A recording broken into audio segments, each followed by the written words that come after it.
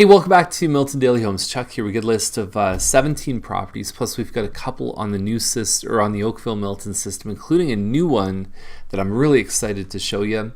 We're going to start off with 100 Millside number 1401. It's at 232, less than 900 square feet, between 8 and 9. It's a one-bedroom condo. Most of the building is 2+1. You can see some of the amenities here. It's mostly for the 50-plus crowd.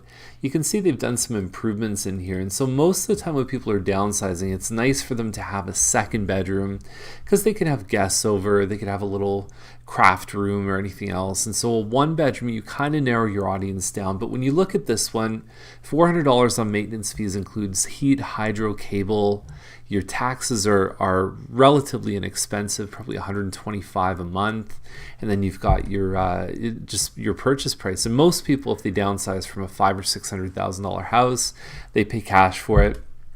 And so it's a pretty affordable option. It looks like it's got a southern view, although it doesn't show it in the pictures. That could be a nice thing up on a high floor. You get just some nice sort of peaceful, you get a lot of natural light, which is good. Especially a lot of people who are a little bit sort of in the slower times of their lives. They like the natural light, I think, is a very good thing for them. Lamont is $424. We saw an end unit actually recently sell over $430. So at $424, these guys don't look that much different in terms of features and upgrades. About 1,800 square feet. You've got a walkout basement. There's not really below ground on this one.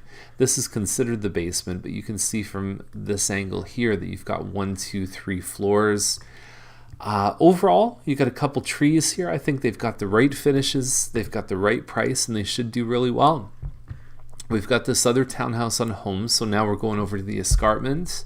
439.2. You've got your 9-foot ceilings, living, dining in the front, and then you have your the big thing on this one is you've got a 123-foot property, so it's a nice deep yard, lots of space here. You don't always get the same premiums for the yard if you're in a townhouse or a semi as you do with a detached home, but I still think they're not that far off. We've got this one on Forbes here that doesn't have the same lot, but it has some nice finishes. It's got the granite countertops. It looks like almost like a hand-scraped hardwood, and I would personally take Homes. I'd give it the edge, but the Lamont one to me is better than both. Churchill is $479. Double car garage is hard to find in this neighborhood up in Dorset Park. I don't know about the rest of the home. There's no pictures. There's only one bathroom, and it looks like they've done some California shutters, some crown moldings, which can be a good thing too. So I think that the two-car garage, very, very nice, very desirable, and you can usually do the second washroom somewhere in the basement or something like that. Rule is right on the corner of Rule and Bronte, so it's a tough location, about 1620 something square feet.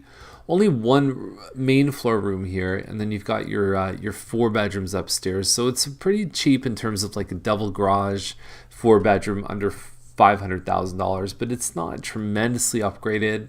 And the X factor is how much are people going to knock off for actually being right beside Bronte. So busier street, you might even get like the ambulances. It's not far from the hospital. I don't know, I haven't lived there. Weston Drive would be $499. It's linked by the foundation, but functionally a detached home. Nice look on the outside. I like this kind of turret style here. Inside you've got a family room in the back of the house, and then kitchen plus an eat-in. Nice finishes in here. Plus you've got a living, dining in the front, and then you also have hardwood upstairs. Nice finishes, finished basement. I think this is a really nice upgrade home for somebody, and for less than $500,000, I think it's a very, very positive thing. I think that home is really rocking. It'd be a little higher than most of them sell for if they did get up to $499, but we'll see what happens. I think there's not a whole lot for sale that's really, really good right now in that price range. So Colson is $499, double car garage, 3 bedrooms, not quite the same size as the bigger 4 bedrooms, but the fact that this one's under $500,000 should attract attention. That's your main floor right there. You've got a kitchen tucked away to the side. Usually you've got a sliding door here on the kitchen. You could kind of blow this wall out here and make it a little more open with the dining room. unfinished basement. You get a 150-foot lot, and right across from here is a park too, so it's a good location. Relatively quiet, peaceful street, and the neighbors on this side are awesome. Jessica and Jeff, if you're watching, I'd like to say hi. So the Philbrook one is next one up. It's at 539. It's Quincy Corner, 1878 square feet. I always find that the best angle to showcase this one is straight on, so you can see the double car garage, because most people try and do this 45, or they'll try and do it straight on with the front door. But really the value that you've got to hit, I think, was like right away you've got to show someone that you've got a double car garage, because it's not quite clear when you see the first angle here. And I believe this one had an offer on it, came back on the market. The thing that would encourage someone to pay close to asking would be the fact that they have a finished basement. Most of the ones that have sold without a finished basement have hovered around anywhere from 520 to 530. These models for the last 3 or 4 years have really kind of been all over the place. You'll find some really good sales. You'll find some tougher sales. They tend to fluctuate, and it could be because they're one of the first models that you see if you're looking for a double car garage, because of the size, 1878 square feet. Row terrace is 589. The one thing that I think makes this one different than a lot of other homes is the yard. This is a 40 by 100 foot yard. Most of the Mattamy ones are like 43 by 80 or 46 by 80 or something like that. So 40 by 100 is a good size, but they didn't show it. So it's unfortunate. 589 is probably not way off, but it's probably a little bit high. It's hard to sell a vacant house. There's this one on Scott here. It's a Heathwood Southwind, $599. Definitely seen these models sell for this. I think there's a lot of stuff in this home. I think that if it was a little simpler and less, sort of like just take these tables out, really simplify things, I think they could do very, very well. The wallpaper even looks tasteful, and the photos are a little bit dark. So the finished basement, again, is going to help them out. And I don't know why they had 2 front shots, but they had none of the finished basement. It's fascinating to me sometimes. So little crescent, got to open up those blinds. It's a simple thing to do. I always find that when a bedroom is the second photo, I find it helps to show the flow of the house. Show me what happens when I first see the home. Show me what happens when I walk in the door. Family room, kitchen, then you move upstairs, then finished basement, then your backyard. So everything's dark here. They just look like they're beds in dark rooms. 619, it's more than 2,500 square feet, so it's possible that they could be in the right range. It's very hard to tell from how you're looking there. This one on Playfair is a nice Heathwood home. We got quite a few Heathwoods for some reason today. There's a curved staircase here. It's got a nice floor plan. I mean, I don't remember the model, so I can't give you the link to the actual floor plan, but it's really got a nice feel. It's got some different angles, and it just doesn't feel like the standard, like I think about a Fieldgate Chester or like a Mattamy Wintergrove. To me, this one holds far more appeal, and potentially they might have a walkout basement, which is a good thing too. Clark is about 20. It says it's approximately 2,500 square feet. My understanding about this model is it's less than 2,500 square feet. So be careful with the square footage here. It says 25 to 3,000. That could alter your impression of value. But from everything I know, this one is in fact less. Clark can be a bit of a busier street. 1657 Clark certainly means it's close to James Snow. So you'd want to just make sure that you're not too close. You're close, but you're not too close. Front living dining, I believe they added those as extra windows, which I do like. It just kind of floods this space with even more light. And you've got this little sort of hangout area outside the master bedroom. It can be a good office. The thing I like about this model too is that it's got 4 balanced rooms versus having one huge master and then 3 small rooms. They all tend to be a good size, and then the yard looks like it's kept pretty well. This would be high for this home. I would expect a finished basement. I would expect for it not to be on Clark to command this kind of money, but I do think that it shows pretty well. First line is 659, and we're looking at about 6 acres or so. The home itself, it says between 2,000 and 2,500 square feet. Looks like it's got some upgrades.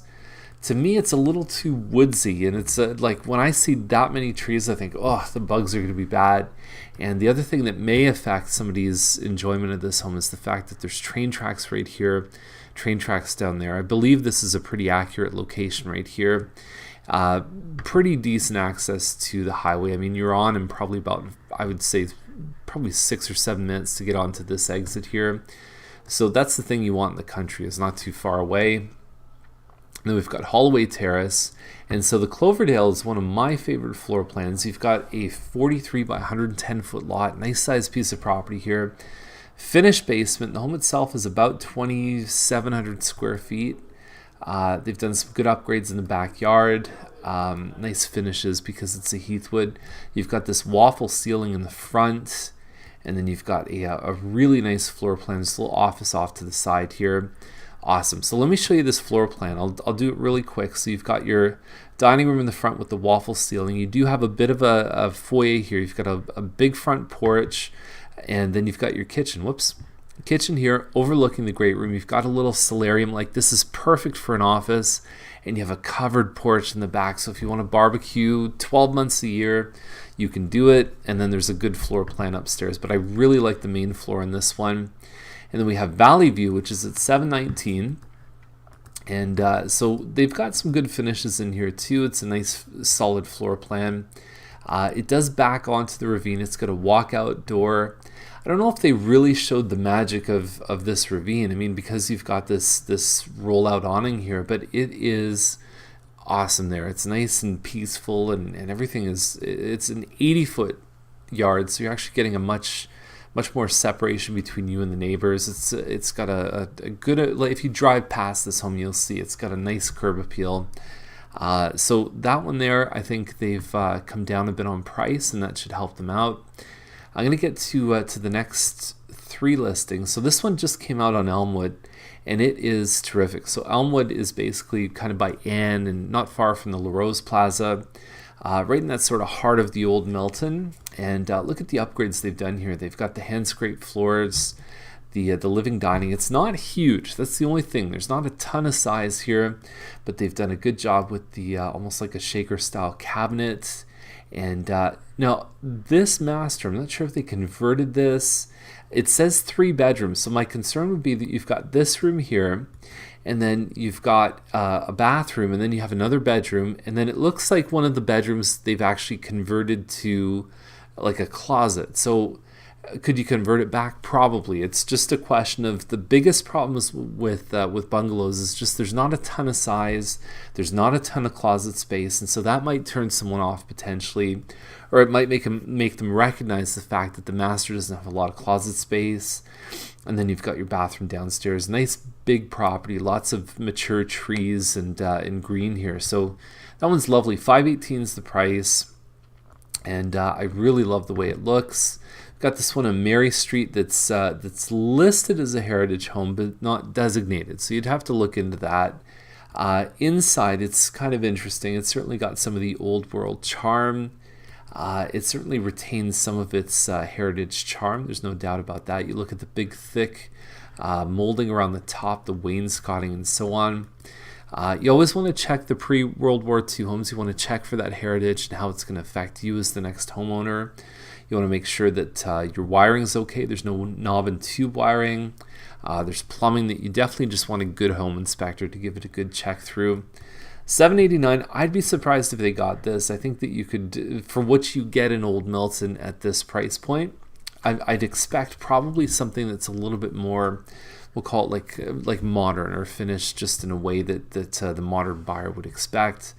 Last one here is 1390 Main Street, number 306. It's a 1-bedroom, and they've done some nice finishes in here. My concern would be is that it's a 1-bedroom plus a den. Are you paying $30,000 for the upgrades? Is it worthwhile to do that? How much would it cost somebody to do, a version of this home if they started just from a basic template? So I like the way it looks. I have no issues with the finishes and the things that they've done to improve it. It'd be interesting to see if somebody actually does pay the money, because they just fall in love with it. That's one of the games that you play when you really go for awesome finishes, is that you're either going to get paid off or someone's going to look and say, well, why don't I just do it myself? So that's the list for today. If you have any questions, give us a call, and you might want to join us on a tour of homes. So if you do, you just sign up over there. The Milton buyer class, I think, is coming up next week, so I'll send you a note about that too. So have a great day. We'll see you tomorrow.